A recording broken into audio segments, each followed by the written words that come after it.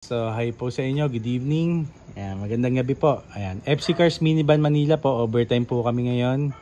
Ayan, pero short lang. Didiscuss ko lang ho sa inyo tong aming napaka-importanting procedure pagdating sa ating full PMS. Ayan. Ito po yung ating sa ating home cooling system, radiator coolant, pinapalitan na ho natin ng bago yan. Yung color green ho yan nilalagay natin, yung recommended po. Ayan, yung thermostat ho natin, hindi na ho natin inaantay yan na mag-stack up. So, obligado, pinapalitan na ho natin ng bago. Ayan, 82, naka 82 degrees tayo, Celsius, ayan. So, ayan po, pag nag-stack up close, ayan po yung nagiging cause ng ating overheat. So, ayan, palitan na lang din ho natin kasi magkano lang din naman yung mga yan. Kasama na rin ho sa ating package yung mga yan, obligado, pinapalitan. So, ito naman hong ating radiator cap. Ayan, tinetest ho natin yan kung okay pa. Ayan, tinicheck natin. Dapat yung mga goma, okay pa yan. Ayan, yung mga Japan na original naman is okay pa naman. Pero syempre, pagka may nakita tayong konting damage, palitan na ho natin. Lalong-lalo na ho, yung thermocap, ayan, pinapalitan na din ho natin yan. So, ayan po, usap po tayo pagdating naman ho sa ating transmission. Ayan. Isa sa napaka-importante po yung ating ATF, pinapalitan ho natin dapat ng bago. Ayan.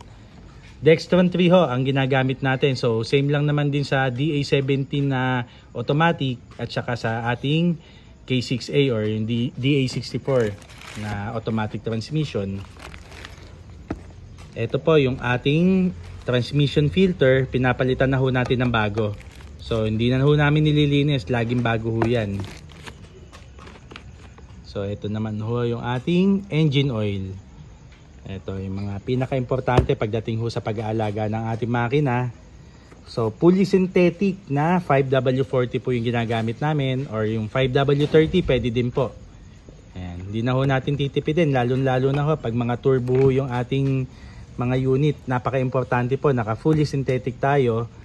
So ito naman ho yung ating oil filter para sa ating K6A C110 yung ginagamit natin. Obligado pag nag-change oil, palit na ho tayo kasi napakaliit lang ho ng filter natin. At napakakonti lang din naman ho ng langis na nilalagay natin. Ayan, 3.2 liters na nilalagay natin. So obligado palit na ho tayo ng oil filter pag nag-PMS tayo. Ayan. So dito ho tayo sa air filter. Ayan, pakita ko sa inyo yung luma. Ayan. So pag nilabas ang unit, dapat bago ho ito. Hindi na ho namin binubugahan ng hangin. Bago na ho yung nilalagay natin. Ayan, no? Ayan, napaka-importante ho niyan. Itong ating, yung usual na walang cabin filter. Yung sa amin po, meron po tayong lagayan ng filter. So bago po yung nilalagay natin, ito ho ang itsura ng, ng luma. Ayan, napakadumi. Ayan, kahit bugano, hindi na rin ho po pwede to. Obligado, palit ho yan. So, yung dun naman ho sa may mga unit na walang cabin filter, kung napansin nyo ho, pwedeng ho diskartihan yan. Lagyan nyo lang ho ng stockings kasi wala ho tayong paglalagyan ng filter doon. Ayan, pagdating naman ho sa ating suspension, ito yung tie rod natin. So, bago, pinapalitan natin pagka malambot na yan or yun yung mga cause na mga kalampagos, stabilizer link.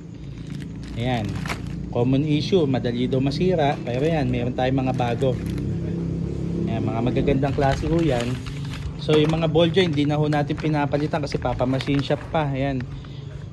So hindi naman ho lagi nasisira ito, pero chinecheck natin yung ating lower arm suspension kapag yung may kalampag galing sa ating mga ball joint or gastado na yung mga bushing. Ayan, obligado, papalitan na ho natin yan. Ito yung ating strut bush para sa ating shock absorber. Ayan, mga cause ng kalampag pagka yung mga gastado na yung ating mga rubber, mga bushing. So ito naman po pagdating ho sa ating braking system. So itong brake pad pag manipis na, palit na ho yan. Ayan, brake shoe pagka manipis na rin ho, papalitan na din ho natin. Although may mga dumadating ho na unit, mga bagong palit lang. So yun, hindi naman natin pinapalitan pag bago pa. Ayan, yung mga napaka-importante ho sa atin dito. Ayan. So ayan po, special thanks po pala sa ating mga kaibigan dyan sa Rosario Pasig, Saturday. Ayan, mabuhay po kayo. Ayan, pag nagkakaroon ho kami ng konting session na pag-uusapan ho namin yung ayan, yung mga napaka-importanting ginagawa natin sa unit. Ayan, brainstorming po kami ng mga yan, yung mga tropa natin dyan sa Pasig na yan. Saturday Club, mabuhay po kayo.